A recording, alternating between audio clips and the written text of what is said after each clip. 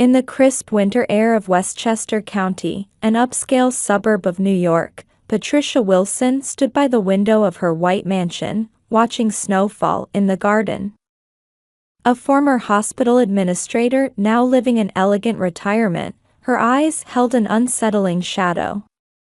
"Mother, I'm pregnant." The moment those words rang out, Patricia's expression froze. After 10 years of fertility treatments, her eldest daughter Jennifer had finally conceived.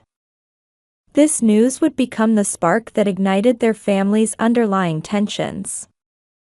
Jennifer, living in a luxury apartment and earning $150,000 annually as a senior investment bank analyst, had always desperately tried to meet her mother Patricia's expectations. The conscientious hard worker valued family stability above all else. Meanwhile, her sister Ashley, an unwed mother, lived like a parasite in their mother's house with her 3-year-old son Lucas. Mentally unstable, Ashley grew increasingly financially dependent on their mother. "Oh, is that so?" Patricia's response was coldly dismissive.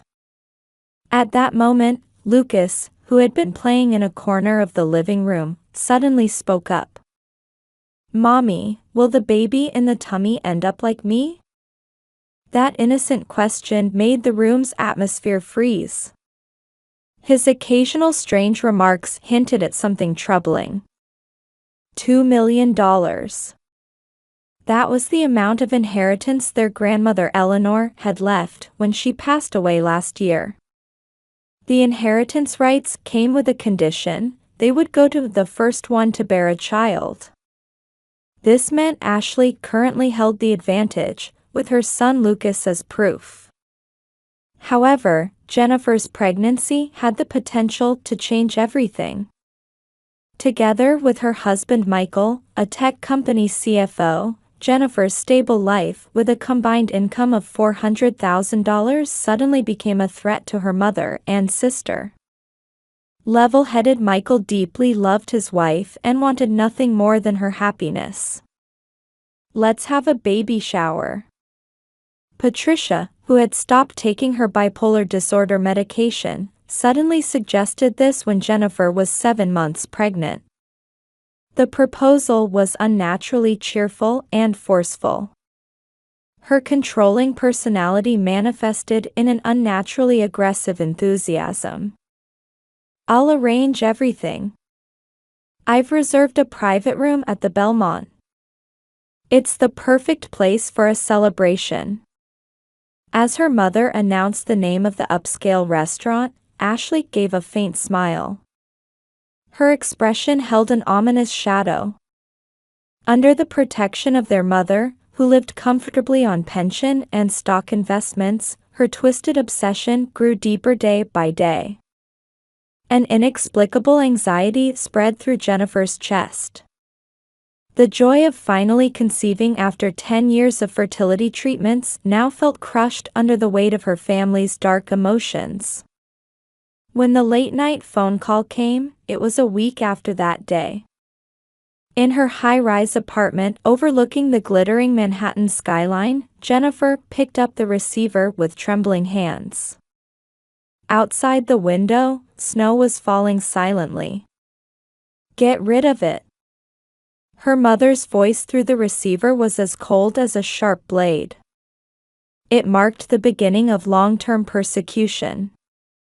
As her bipolar disorder symptoms worsened, her mother's screams grew more intense night after night. Her former dignity as a hospital administrator had completely vanished. "This child will destroy our family. Ashley and Lucas are enough." The persistent late-night calls slowly ate away at Jennifer's heart. Her body, which should have been stable in the second trimester, gradually weakened from stress. Her husband Michael suggested blocking the calls to protect her, but Jennifer still felt attachment to her mother. Gratitude for supporting her through 10 years of fertility treatments still lingered in a corner of her heart. "About my sister. Ashley's trap was more cunning. Her social media smear campaign spread like poison needles disguised as sympathy. High-risk pregnancy after fertility treatments, pregnancy motivated by inheritance, attempt to save troubled marriage, mentally unstable expectant mother. Baseless rumors quickly engulfed Jennifer's world. Among the neighborhood housewives, disturbing rumors began to circulate. In the upscale suburbs of Westchester County, conversations at elegant afternoon tea parties gradually shifted to the Wilson family scandal. That family isn't right, her sister's child was covered in bruises, the mother seems mentally unstable, the sisters are fighting over inheritance. Truth and lies mixed together, creating a situation where no one could discern reality. Anonymous complaints reached the investment bank's HR department. Concealed pregnancy during hiring, questions about work performance, suspicion of workplace affair, mental health concerns. HR was swamped with handling the stream of complaint emails. However, thanks to level-headed Michael's support and her proven track record, the harassment gradually subsided. Meanwhile, Lucas's situation continued to deteriorate. Concerning reports from preschool teachers came one after another. He's crying more frequently, strange bruises all over his body, he suddenly hits other children, he cries saying he can't sleep at night. These were warning signs of darkness at home. Even the expensive preschool costing $2,500 monthly couldn't improve the situation. Don't come to the house anymore. You're no longer part of this family. A unilateral declaration from her mother. It also meant she couldn't see Lucas anymore. Jennifer, who had noticed signs of abuse, agonized over this restriction. She considered reporting to Child Protective Services, but couldn't take that step without solid evidence. However, her mother's madness grew day by day. Late at night, children's cries occasionally leaked from Patricia's mansion. Neighborhood reports were all buried in darkness before her mother's clever explanations and social status. Her words, "Child rearing sometimes requires strictness," skillfully aligned with the conservative values of the upscale neighborhood. The inheritance rights to this house belonged to Ashley's family. Appearing one day as an unexpected visitor, Patricia made this declaration in Jennifer's luxury apartment living room. Dressed in a high-end designer suit, she wore the dignity of her former hospital administrator role. Your child isn't needed in this family. The $2 million inheritance belongs to Ashley, the rightful heir. Behind those words lurked years of twisted desire for control. After her mother's visit, suspicious packages began arriving at Jennifer's workplace. Opening them revealed cruel props suggesting miscarriage. Baby shoes stained with red paint. Torn copies of ultrasound photos. Even when reported to police, investigations stalled due to lack of evidence. The situation changed dramatically about 2 months before the due date. Suddenly, her mother and sister's attitudes completely reversed. As if all the previous persecution had never happened. This sudden change made Jennifer even more anxious. The baby shower preparations are complete. The invitations have already been sent. A private room at the Belmont. Luxurious course meals costing no less than $200 per person. A champagne tower. Dessert buffet. A celebration at New York's finest restaurant. On the surface, a perfect family blessing. However, beneath it lurked a whirlpool of madness that no one noticed. Ashley suddenly regained her sisterly sweetness. Your baby will be so cute, let's raise them together as a family. Behind that smile, her nails were leaving deep marks in her palms. Her mental instability deepened its symptoms day by day. Then, the night before the fateful day, Jennifer's phone vibrated. A voice message from Lucas. His small figure appeared on screen wearing white pajamas like hospital examination clothes.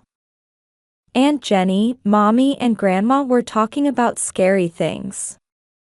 Grandma said everyone would be happy if the baby disappeared.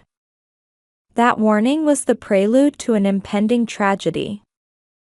The luxurious chandelier at the Belmont sparkled in the soft Saturday afternoon light. 30 guests had already gathered in the private room of the upscale restaurant. Colleagues from the investment bank, neighborhood notables, and acquaintances from her mother's hospital days. Everyone was dressed elegantly, befitting this celebratory occasion. The champagne tower beautifully reflected light, and exquisite hors d'oeuvres by top chefs were brought in one after another. The tables were decorated with baby gifts wrapped in Tiffany blue ribbons. The scene was like a perfect space cut out from a magazine. Everyone, thank you for gathering today for my daughter Jennifer's baby shower. Patricia's voice echoed through the room. Dressed in a pure white Chanel suit, she exuded the dignity of her former hospital administrator role. However, in her eyes lurked a madness that no one noticed. The guests continued their elegant conversation. A pregnancy awaited for 10 years, how wonderful, Michael must be so happy. On the surface, it was the perfect celebration. However, that atmosphere was about to freeze suddenly. 7 months pregnant, Jennifer sat close to her husband Michael, wearing a pale pink maternity dress. Her expression still showed traces of the previous persecution as slight anxiety. Ashley watched her sister while gripping her 3-year-old son Lucas's hand. Her black cocktail dress gave off an ominous shadow. Lucas was unusually quiet. Now, I'll begin the mother's speech. When Patricia stood up again, the air froze for a moment. Her hands were shaking slightly. Her eyes, long off medication, emitted a strange light. This child. Those words became the trigger for tragedy. One grandchild from the younger sister is enough. A sudden scream tore through the elegant space. Don't have this baby. Get rid of it now. Patricia's mad screams froze the guests. Then in the next moment, unimaginable violence began. This nuisance. Her mother's foot shot out toward Jennifer's swollen belly. A dull sound followed by screams echoed through the room. Her mother's arm gripping the microphone had already lost all reason. Stop. The moment Michael tried to protect his wife, a second kick was launched. Champagne glasses shattered, and food scattered across the floor. The guests' screams and shock enveloped the room. Amidst the chaos, a defiant smile appeared on Ashley's lips. It seemed to indicate everything was going according to plan. Grandma, are you going to hit again? Like you do with Mommy? Lucas's innocent voice suddenly rang out, changing the atmosphere of the room. Lucas, be quiet. Ashley's scream. But the young accusation wouldn't stop. But Grandma and Mommy always hit me. It hurts. The truth slowly began to reveal itself. Lucas's sleeve rolled up, showing countless bruise marks. The guests' expressions changed from fear to understanding. Call an ambulance. Call the police. With someone's shout, the doors opened. Uniformed security guards rushed in. The Belmont staff began swift response measures. Outside, sirens approached. Red and blue lights crossed in the twilight sky. My grandchild. Patricia's distraught cries echoed emptily. The champagne glass that fell from her hand shattered on the marble floor. The sound was like a bell tolling the collapse of the Wilson family. The paramedics arrived, and Jennifer was carefully moved to a stretcher. Michael's expression, holding her hand, showed both anger and sadness. Police officers began gathering testimonies one after another. Ashley stood frozen, holding her son. Her makeup was smeared, revealing the madness of many years showing through her true face. What remained in the luxurious venue was scattered food and shattered glass fragments. And the ugly truth of the family, now evident to everyone's eyes. The emergency room at Presbyterian Hospital was wrapped in unusual tension that evening. Jennifer, brought in by ambulance, was immediately taken to the obstetric emergency room. The regular sound of the fetal heart monitor marked the silence. The fetus is stable. At the doctor's words, Michael let out a deep sigh. His expensive suit was disheveled, his usual calmness lost. 3 police officers were already waiting in the hallway.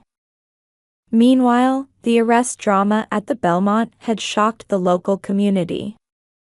Images of Patricia Wilson's arrest quickly spread on social media. That philanthropist? The former hospital administrator? Rumors spread instantly. In the police interrogation room, Lucas's testimony revealed the reality of years of abuse. Grandma and Mommy always hit me. They wash me with hot water, lock me in dark rooms. With a calmness unexpected for a 3-year-old, Lucas continued speaking. With a child psychologist present, his words were recorded and documented. Physical examination revealed evidence of burns and bruises one after another. I was just disciplining. Ashley's words in another interrogation room no longer held any persuasiveness. Her face with smeared makeup showed the anguish of being both perpetrator and victim.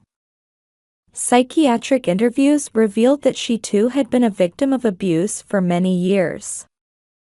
Mother has been receiving treatment for bipolar disorder for more than 20 years. Hospital records began telling Patricia Wilson's past. Testimony from former colleagues revealed that she had stopped taking medication on her own a year ago. Behind her role as an excellent hospital administrator, she had been fighting her own mental illness. And more serious facts emerged. Ms. Wilson, you were involved in a similar violent incident 10 years ago. Police investigation discovered records showing Patricia had been sued for violence against a subordinate at her previous hospital. However, that incident had been buried in darkness due to her social status and influence. Everything was for the inheritance, for my children. Patricia's words during interrogation showed the outcome of twisted love and desire for control. Evidence of meticulously planned harassment was found one after another in her study at the luxury apartment. Anonymous defamatory emails, fabricated complaints, and most shockingly, videos recording Lucas's abuse. Mother, why? Jennifer quietly shed tears hearing the report in her hospital room. The fetus was safe. However, the family's scars were carved too deeply. Events progressed rapidly. The court issued an immediate restraining order. Patricia and Ashley were completely forbidden from contacting Jennifer and Lucas. Patricia was ordered to be committed to a psychiatric ward. Ashley admitted to the abuse and accepted placement in a protective facility. Lucas will receive careful psychological care at a temporary protection facility. The Child Protective Services representative quietly explained. All legal procedures were advancing to protect the young life. And 1 week after the incident, the Inheritance Management Committee held an emergency meeting. Regarding the late Eleanor Wilson's will, major modifications have become necessary. The $2 million inheritance. Those inheritance rights were completely revoked due to the abuse. The committee decided to use the funds as a foundation for child abuse prevention. In a room at Presbyterian Hospital, Jennifer quietly placed her hand on her belly. Family darkness revealed in an unexpected way. Yet even from within that, new life continued its steady heartbeat. Outside the window, birds heralding spring were flying. It seemed to predict a new beginning. The hospital room door quietly opened. A visitor for you. Led in by the nurse was Lucas's assigned social worker. In their hand was a letter. Lucas really wanted to give this to you. Letters written by small hands suggested the possibility of a new family. I'll be a big brother to Aunt Jenny's baby. When the snow began melting, 2 lives filled the delivery room at Presbyterian Hospital. Twin girls. Congratulations. The doctor's voice announced the birth of new life. 2 weeks earlier than planned. However, the twins let out surprisingly strong cries. Emily and Sophia. These names combined Jennifer's grandmother Eleanor's baptismal name and Michael's mother's name. Soft spring sunlight streamed into the hospital room. During visiting hours, Michael's family came one after another. But Patricia wasn't there, and Ashley's voice wasn't heard. Only quiet celebratory air filled the room. Meanwhile, at the state psychiatric hospital, Patricia Wilson's treatment had begun. The bipolar disorder symptoms are stabilizing with appropriate medication. The attending physician's report showed a slight hope. She had been confined to a private room but gradually began participating in group therapy and reflecting on her actions. What have I? As memories returned clearly, her regret deepened. In sessions with the hospital's social worker, she began facing the true nature of her violence for the first time. It was desire for control, wasn't it? I wanted everything my way. But that wasn't love. That confession became a new starting point in her 20-year battle with mental illness. Ashley too was facing her life at a suburban self-support facility. Mother's abuse warped me. That pain, I then directed at my son. In psychological counseling, she slowly began understanding the meaning of her actions. Participating in vocational training programs, she resolved to stand on her own feet for the first time. I'm going to get an accounting certification. For Lucas, and for myself. The facility's career counselor quietly supported her resolution. It was a small but certain step from dependence to independence. Lucas began a new life at a suburban child protection facility. Good morning, Lucas. How are you today? The assigned child psychologist gently called out. In a special program for children with abuse trauma, he slowly regained his smile. Were Aunt Jenny's babies born? Can I go see them?" That pure wish eventually became reality. After careful review, the court granted Jennifer and Michael temporary custody of Lucas. "From now on, we'll protect him." That resolution showed the shape of a new family. The high-rise apartment was filled with the twins' cries and Lucas's laughter. The Inheritance Management Committee decided to carry on Eleanor Wilson's wishes in a new form.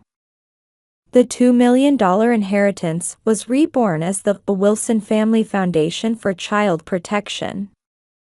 If this foundation can save children suffering from abuse. Jennifer's proposal was unanimously approved. A ray of hope born from tragedy. It became a gift to the next generation. Patricia gradually regained stability through continued medication and therapy. "Even if I can't see my daughters, that's the price I must pay. Just, please let me pray that my grandchildren grow up happy." Her prayers dissolved quietly into the spring sky. Ashley continued studying desperately toward her accounting certification. "I want to become a mother Lucas can be proud of someday." That determination became the guidepost for her new life. And on one peaceful Sunday afternoon, soft sunlight poured onto the terrace of Jennifer's new home facing Central Park. Lucas peered into the twin girls' cribs, smiling. "Emily and Sophia, when you grow up, I'll protect you." Those words symbolized the bonds of their new family. Michael quietly raised his camera. The scene captured through his lens radiated certain hope, beyond the dark shadows of the past. Our story begins here. In Jennifer's arms, the twins slept peacefully. Outside the window, spring breezes gently swayed the trees, announcing the arrival of a new season. A tragedy born of twisted control and obsession. Yet beyond that darkness, the shape of a new family began radiating definite light. It was the true beginning of a story of rebirth.